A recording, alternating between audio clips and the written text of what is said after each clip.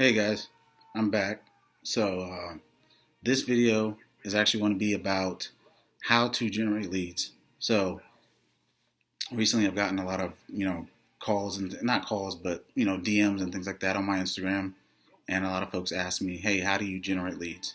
Okay, so like I said, there's courses and things you can take that'll kind of teach you how to do it. But I'm going to go ahead and give you guys some tips and some information how to get leads and why leads are so important. Okay, so how do you generate leads? First off, you've got to have some type of marketing. Okay, whether it be postcards, direct mail, yellow letters, cold calling, whatever it is that you want to do, you need something to continuously get phone calls and referrals. Basically, you can use your local agents or whatever it is. You can scrub lists, the whole nine. But that's how you generate leads. Okay. Now we're not going to go too in depth on that right now. We will cover that in another video. But right now specifically, it's just to tell you what's the importance of it.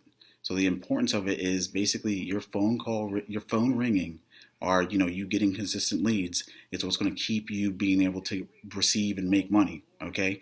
So there's a lot of different ways, obviously, and like I said, that's the main importance of it. Without any leads, you have no way of basically figuring out, what am I marketing towards? What am I waiting for? What my deals are going to look like. Now, there are multiple different ways to basically fill your pipeline. That's what I like to call it. So a pipeline to me is basically when you have deals stacked up on top of each other. So when one closes, you make 10 grand. Next one you close, you make 5. Next one you make 2. At least you have some type of consistent money coming in. Okay. Otherwise, you end up being the guy who makes a deal and basically has no other deals coming in right now. So you make 10 grand hypothetically, and you use it all for your bills and everything else to survive. Okay. That might last you 2-3 months. But eventually what's going to happen is that deal is going to run out, and then you're going to be scrambling for the next one. Okay, I've seen it a lot. I've actually done it myself. So these are life lessons I'm trying to pass on to folks who are getting into real estate, or you're already in it, and for some strange reason you don't know how to generate leads or anything like that. Okay, now how long should it take to start generating leads? That all depends on what you're marketing to. Okay, and also how many other folks are marketing to that same that demographic. Okay, so myself, I actually go after short sales, which is a very hard thing to do. But for my own personal reasons is why I go after short sales. But nonetheless, like I said, with short sale is the extreme of how long a deal would usually take. Okay, now keep in mind, I have had other deals that I've gotten that have been, probate and things like that, to where you have to wait a few months or whatever it is for the probate period to go away, and for so and so to get, all the signatures. To basically allow you to go ahead and buy that property or put it under contract. Okay, so like I said, that's another way to do it. But most of the time, like I said, whether it's bandit signs, that's a good way to get leads. Now, keep in mind, I've touched on bandit signs plenty of times, right? And I've done it myself, so I know the struggle. I know filling out the bandit signs and putting them out. You spend 30, 40, 50 bucks on bandit signs, and of course, you're not going to get them back. Most of the times you aren't. I know of folks who do get them back, but as for myself, I've never received one of my bandit signs back. All right. Now, like I said, with bandit signs, they are shotgun advertisement. Okay, so that means they're going to a huge demographic. So anybody that's driving down the street, you want to put them in pretty busy areas, but those busy areas have a plethora of folks. So people going through all different types of situations, whether it's foreclosure, whether they're moving, whether they just have a house that they just inherited that they don't want. You're going to get a huge demographic of different type of homeowners that are looking to get rid of their property. Okay, so with that being the case, shotgun advertising is not a bad way to get started, but eventually you're going to have to narrow it down to a specific niche. All right, now from there, from shotgun advertising, which is bandit signs, you can get into yellow letters, you can get into postcards, you can get into cold calling. There's a lot of different ways that work a little bit better, or most of them probably work a little bit better than that, but bandit signs themselves will get your phone to ring. Okay, how to know if your marketing is working or not? Well, first off, your phone will ring. Okay, now the more your phone rings, you realize, hey, first off, this works. Okay, so that's one check, and two, like I said, you'll start getting actual deals off of them. Okay, now the biggest thing I see is, even though these folks are out here and they start up with, with short sales, or not short sales, but they start up with wholesaling, the problem that you're going to run into is, if you don't know what to say to a homeowner, then you're in deep trouble, because no one's going to allow you to buy their home or anything like that, or believe anything you're saying, if you don't know what the heck you're talking about. Okay, so for instance, my first deal that I ever got, first one that I got a call on, I had a lady call me. I had been marketing for a while. I finally had a piece that actually worked, and it was short-lived, extremely short-lived. But nonetheless, I got a call. I answered the call. I'm excited as heck. The lady starts talking to me, asking me penetrating questions, like real, actual questions, and I froze. Okay, so don't worry, guys. This will happen to you guys most likely. You'll freeze up a little bit, but with training and actually figuring out what to say to a homeowner and being in that real life transaction, you'll get better with it in time. Okay, so I mean, it probably took me 4 or 5 different calls, which they weren't deals, but nonetheless, it took me enough time to realize, hey, either A, to realize basically I need to know what to say. Okay, and over time, I kind of got better at it and better at it to where I am now. So, like I said, I can sit on the phone with people all day talking about selling their homes. I know the questions to ask. I know the telltale signs, and that's something else you'll have to realize as well.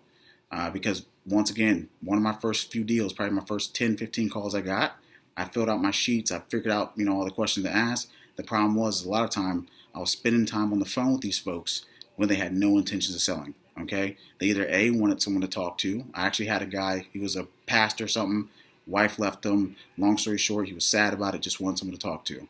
I didn't realize that, so I sat on the phone with him for 2 hours. Okay, so basically, you just need to learn what to say to folks. I'll cover that in another video, so don't you guys worry. I'll keep it coming.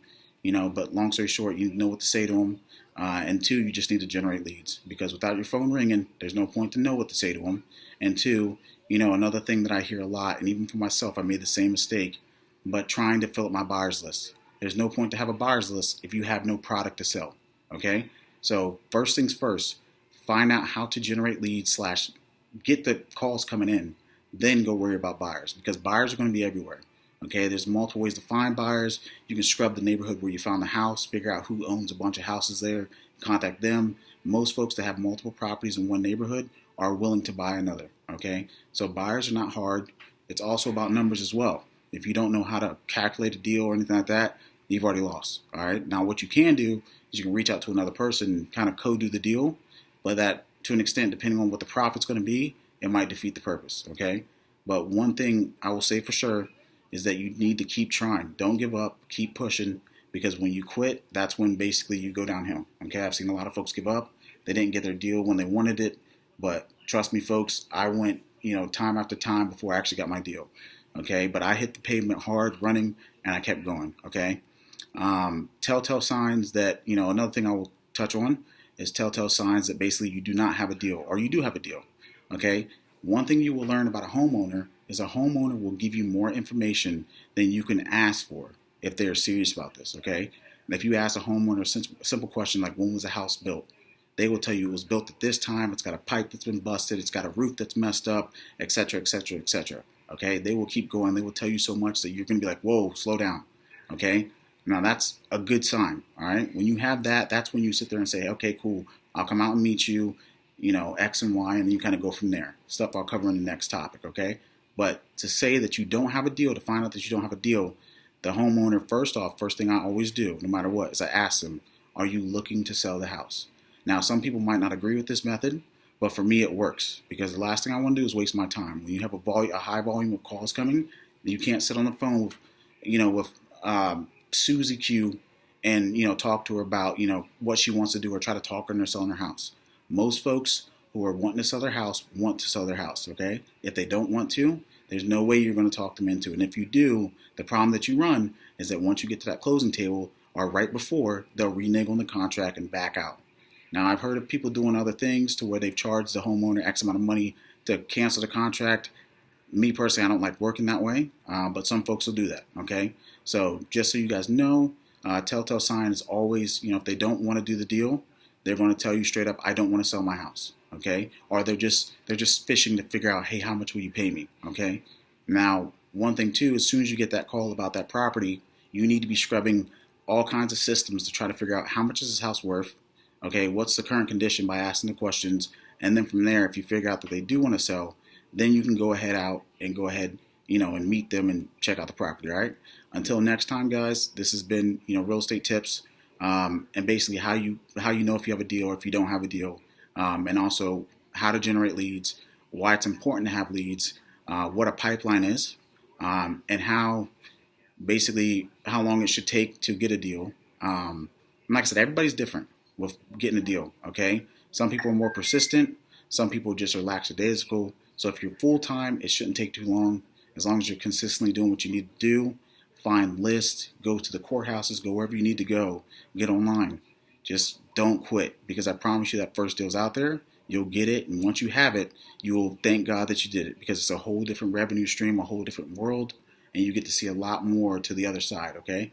So until next time, like I said, I'll talk to you guys in the next video. In the next video, we'll actually be covering agents versus real estate investors. Basically, which side to be on, what are the perks to each one. We'll kind of go from there, all right? Until next time.